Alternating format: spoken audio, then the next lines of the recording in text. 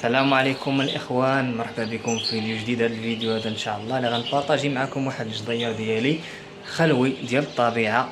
اللي سمع شي حاجه وقال لك هكا في قجه ولا شي حاجه، راه خلوي ديال الطبيعه، ولكن خلوي ملكي تبارك الله، فيه الكلام وكيطرب.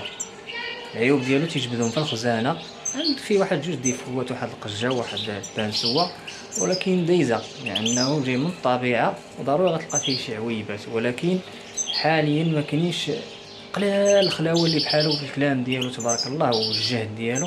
الا كنتو كتسمعوا راه هو هذا اللي كيتكلم دابا. نبغى نبارطاجي معكم فيديو غتشوفوا علاش كنهضر.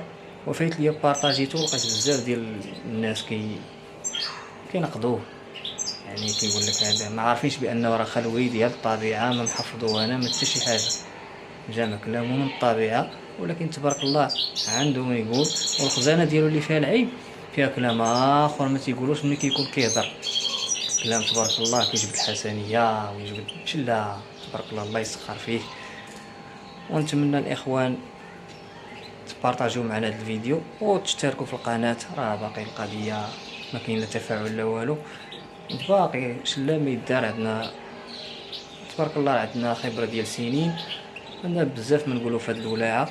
ان شاء الله الا زادت لقدام شويه القناه غادي نبارطاجي معكم شي حوايج بزاف ديال الناس ما عارفينهمش، والله يسخر الامور الجميع.